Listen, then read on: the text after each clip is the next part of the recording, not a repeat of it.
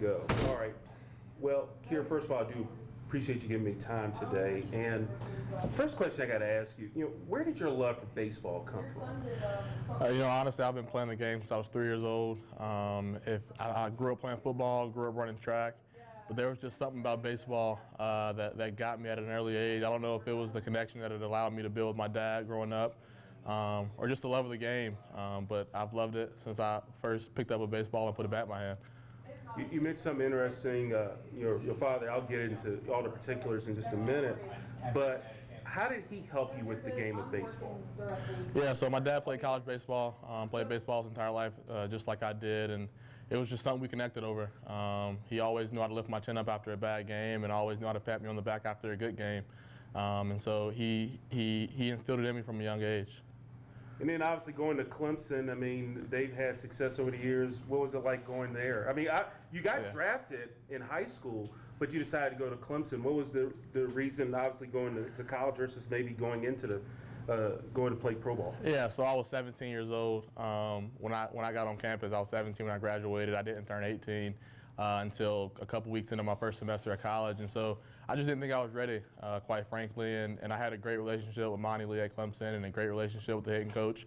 He's like a second dad to me, and so I just felt like it would be better for me as a man and as a baseball player to go down to college and spend 3 to 4 years there. And I ended up, I got lucky. I got to spend 4 years in college, and I got a degree out of it. So it was a great experience, unbelievable time from playing baseball to the relationships I built, and obviously we had a great football team down there. So going into football games and watching us win a national championship was a great experience. You went there at a time, Clemson football was rocking and rolling. I mean, yeah. I guess it was neat seeing those guys make those runs back then when you were there. Absolutely. It brought a bunch of buzz to campus. I was able to even build relationships with some of those guys, and so it was just a cool time to be down in Tiger Town. And then, obviously COVID hit and you dealt with injuries, so you almost got like a double whammy there. So yeah. How did you make it through there? You had the injuries and then also COVID. I mean, that had to be a hard scenario for you. It was tough. You mentioned the injuries, so my first 2 years of college baseball were completely wiped because of the injuries. I think I played 21 or 22 games between 18 and 19, and then 2020 comes around, I'm healthy. Honestly, I'm playing pretty well. I'm rolling, everything's going great.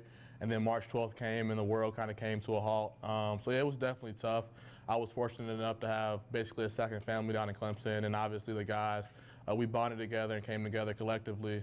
It was definitely tough to deal with, but I had a good supporting cast down there. And I was actually able to go back home and play summer ball with the High Point Thomasville Hot Toms, and so that obviously made things a lot easier and helped me cope a little bit more.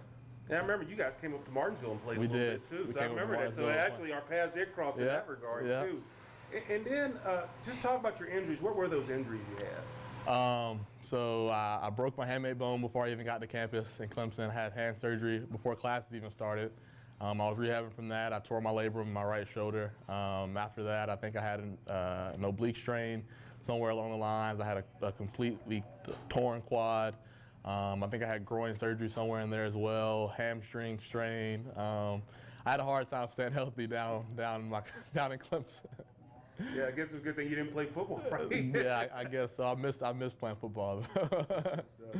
And then, obviously, your father, passing away. If you could tell me, take me back, the date he passed away and when you found out everything and what did he pass away from, and just talk about how that, kind of changed you. Absolutely. So he passed away in 2019, I believe, August 11th. It was 11 days before his birthday. Many people, if you saw the story, you'd know this, but my dad got sick in 2007 for the first time, and I was young, so I didn't really realize what was going on at the time, but I just knew my dad was going to be okay. And he was able to bounce back from that and recover, and he had 10 good years where he was fine. And I remember in 2018 December, I went home for Christmas break, and my mom kind of told me that there wasn't a good report. I think his kidneys were beginning to fail again, and he obviously played it off being a man, and everything's okay, I'll be fine, I feel fine, I'm fine. And then 2019 rolls around, and he got pretty sick starting in January, and every month it was something new. And I guess because of what happened in 2007, I really wasn't worried about it. I was able to go home a couple times during the spring of 2019 because I was injured. So I thought he'd be fine. August 7th rolled around, and he was obviously in the hospital at this point when August rolled around. August 7th rolled around, and this is actually a pretty cool story because I was in Clemson training all summer, and I hadn't gone home as much as I should have been going home to be with him because I thought he'd be okay. And I was at a church service August 7th or August 6th. I was at a church service, and the passage was John 9, John 10, I believe. And in that passage, there's a sick man, a lame man, I think the Bible says, and the disciples asked Jesus, who sinned, this man or his parents? Why is he suffering like this? And I think Jesus' response was, he's going through this so that the work of the Lord can be shown through him. And so I remember being in that church service and thinking I need to go home and pray for my dad the very next day. And I got up the next morning and prayed and drove 3.5 hours back home and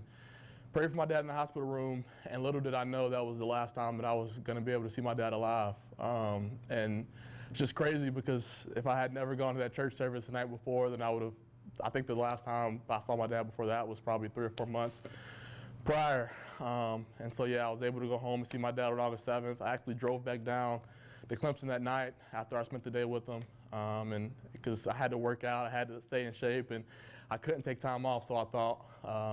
And so I went back down to Clemson, and about 2 or 3 days later, I got a call from my mom Sunday morning, the 11th. And she told me that the doctors had called the family that morning and told them that they had done everything that they could possibly have done, and to get the family to the hospital and basically say their goodbyes. And so I was with family and friends down in Clemson with the church that morning, and got a text about 12:30, 1 o'clock that day that my dad had passed away. And obviously I packed all my stuff and went home and spent that week with my family. So yeah, I was super thankful looking back.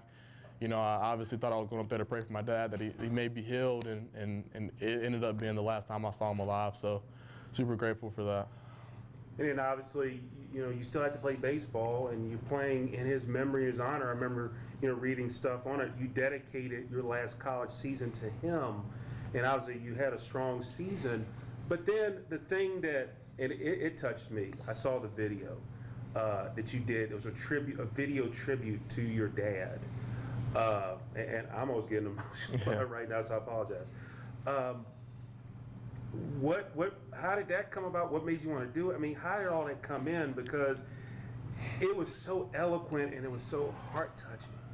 Yeah, so we have a pretty good creative team down at Clemson, and my SID came to me and asked, it was Black History Month, if I wanted to write a story or write a letter to my dad, essentially. And obviously, I think the first thought that came to mind was, heck no, like I kind of don't want to deal with this.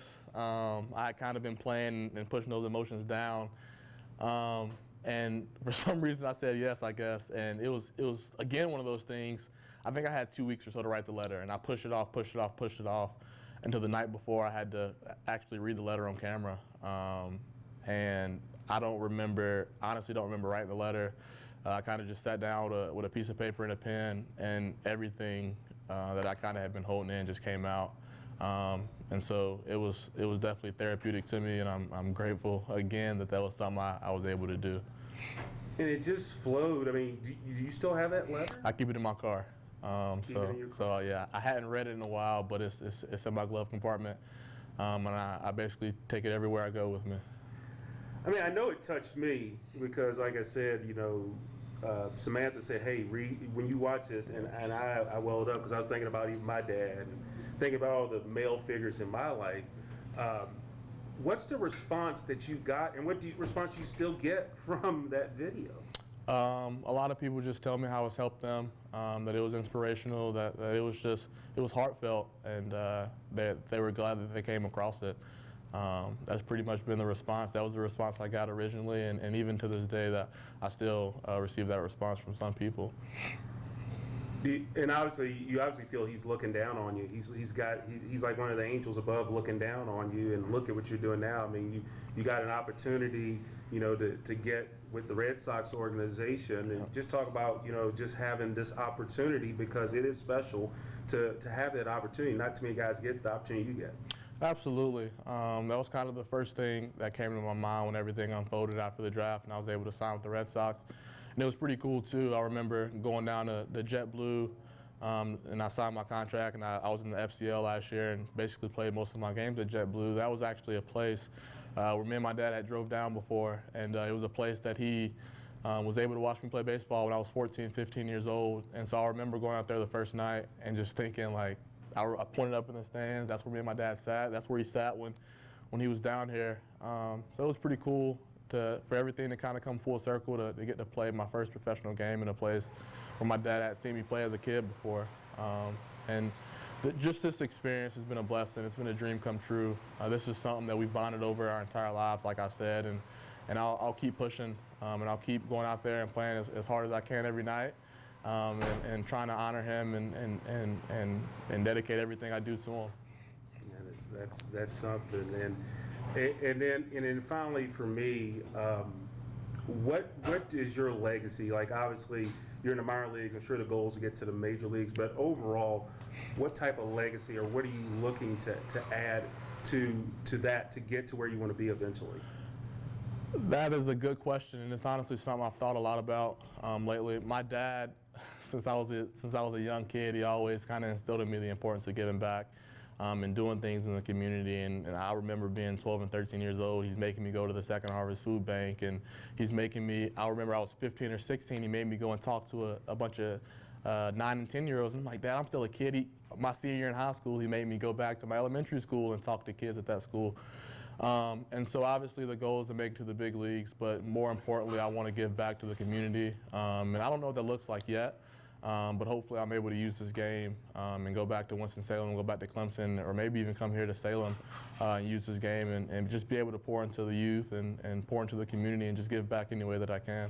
Have you had a lot of family members come up and see you? My mom, yep. So I'm 2.5 hours away from home, or I think 2 hours. Yeah. So yeah, my mom's been able to come up and see me and stuff. So it's been great. So when you saw you were coming here, you were like, yes. I'm going to be somewhere near. Yep. So we were down in Florida for about 6 weeks, and I'm from North Carolina, and so it was nice just to see the mountains and see. Honestly, when we came up, there weren't leaves on the trees yet, and so it's kind of nice seeing that again, just feeling rooted and like I was back at home. So it's been great so far. Well, Kier, is there anything else you want to add or say or stress or get out that maybe I missed? I think we hit everything. Yeah, that's good. I think we hit everything. Actually, I felt like I did so. Yeah. Well, thank you, sir. Congratulations, and God bless your dad. I mean, he's the man, and he raised a great son. I appreciate that. You're going to give a lot. Absolutely. Thank you.